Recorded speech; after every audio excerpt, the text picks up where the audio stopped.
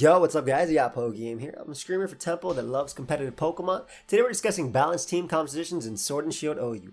Balanced teams are perhaps the most common and consistent team archetypes in Sword and Shield OU because they are able to include both offensive and defensive threats, giving you a great chance of winning against every opposing team. This gives us the best chance to integrate some of our favorite offensive threats like everyone's favorite hard hitter or Shifu onto teams while still having enough of a defensive backbone to keep up with other opposing threats. Team building in general requires a fair amount of knowledge of the metagame and what you need to prepare for, as well as some practical knowledge about what works with what. It is important to know the role every Pokemon has, not including overly passive Pokemon on offensive teams or glass cannons on bulkier teams unless they have ample support. Balanced teams give you the best of both worlds, having a lot less restrictions in either stall or hyper offense, and giving you the chance to still defeat both extremes. Balanced teams tend to want to have both an offensive and defensive core in order to find a balance, but these cores must include a variety of important roles that oftentimes come into play. For instance, offensive cores tend to want to have at least one faster option to function as speed control, making it so that opposing offensive Pokemon cannot get out of hand and sweep. On the other side, defensive cores are usually going to want to be able to control the hazard game, having the ability to set up at least Stealth Rock and removing opposing hazard with Rapid Spin or Defog. Other hazards such as spikes and toxic spikes are more optional on balanced teams, but certainly viable if you wish to include them. An important part of team building in general, but especially with balanced teams, is role compression. Role compression basically means you're going to serve multiple purposes with a single Pokemon or piece on your team. There are so many roles you need to fulfill on any team, ranging from checking the opposing Pokemon to maintaining playable conditions throughout the battle, such as the aforementioned hazard management, that generally you want every single member of your team to at least serve some defined purpose in your mind when team building.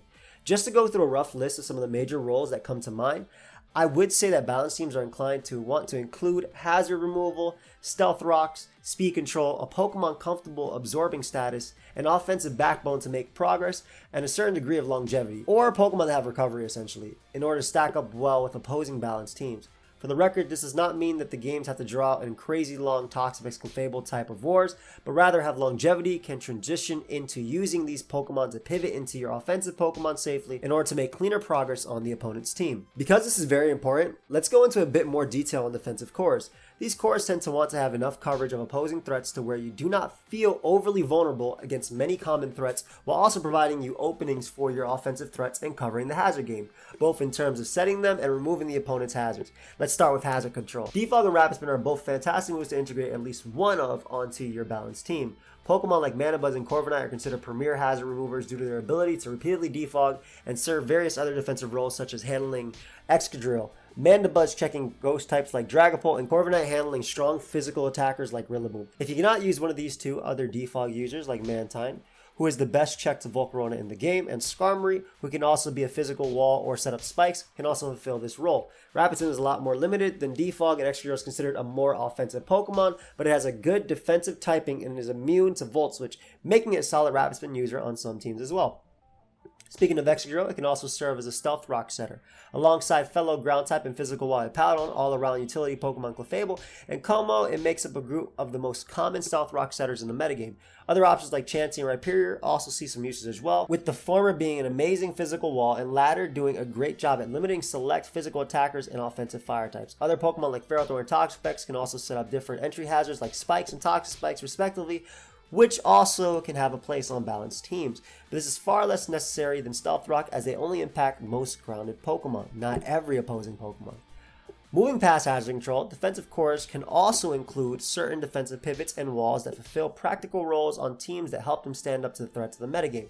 This grants the team sufficient longevity against menacing offensive threats like Rillaboom and Urshifu, while also potentially generating openings for the offensive options we can use on balanced teams that we will touch on soon. Some common cores also involve Pokemon that are included in the above categories, which help you make the most of each team slot. In addition, abilities that help negate the residual damage you run into so often with opposing hazard status and more are great, making Regenerator and Magic Guard some of your best friends and most annoying things to play against.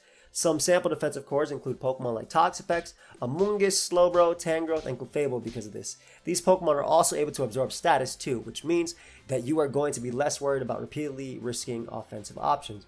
Moving forward, we also want to have enough firepower on our team to break through opponents and even use some of our favorite offensive Pokemon. Generally, it's best to at least use a couple of offensively geared Pokemon on your team in order to pressure the opponent and make progress overall. One of these Pokemon should help provide speed control to keep opposing offensive Pokemon in check. Faster opposites like Zeraora and Dragapult are great examples of speed control that oftentimes fit into balanced teams, but our other options work too. Even using priority moves like Sucker Punch on Urshifu or Grassy Glide on Rillaboom can go a long way towards helping revenge kill opposing offensive threats, so keep this in mind as well.